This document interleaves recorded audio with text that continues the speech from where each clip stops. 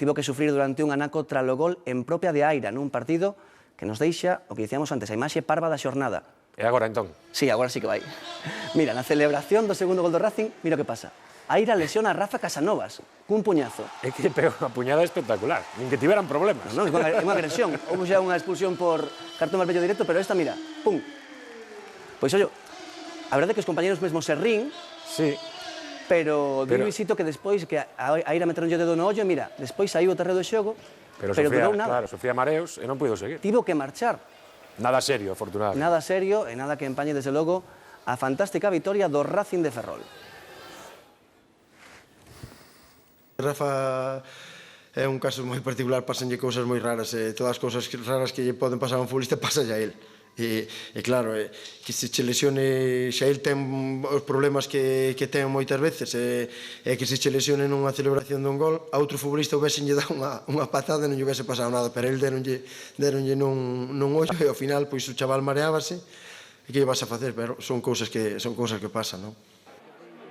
O partido entre o segundo e o cuarto clasificado prometía e a Bofé, que deu de sí, tivo de todo. Pero a comezar, o Racing Vilalbés adiantouse cun gol en propia porta. Centra Adrián e Aira no seu intento de despexe envía o balón á rede. Era o minuto 11 e os visitantes defenderon ben a vantaxe ata o descanso. Pero en canto comezou o segundo tempo, polémico empate dos ferroláns. O Vilalbés reclamou falta de Mella a Pablo Vivero nesta xogada que remataría co empate a un gol. Marcou Óscar Céspedes. A anécdota da tarde chegou 10 minutos despois. A acción do segundo gol do Racing xa de por sí é curiosa polos despropósitos na área, ata que Pablo Rey acaba por rematala para facer o 2-1.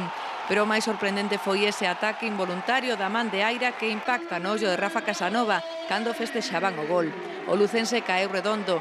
Tras ser atendido polas asistencias do Racing, regresou ao campo, pero acabou sendo retirado en Padiola. Creo que foi Aira que meteu un dedo nun ollo ou puño, non sei, e nese momento pois quedeime mareado, non vía moi ben, e ao entrar no campo vía varios xogadores, pero non sabía moi ben onde estaba nin que facía ali, vaya.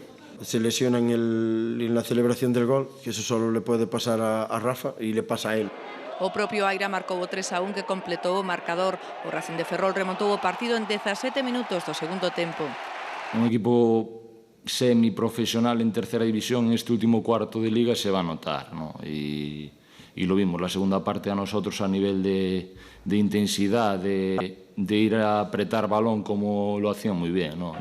Esta dura entrada por detrás de Nico a Pablo Rey tamén condicionou o rendemento do Racing Vilalbés, xa que o dianteiro foi expulsado con cartón vermello directo cando aínda quedaba media hora de xogo na Malata.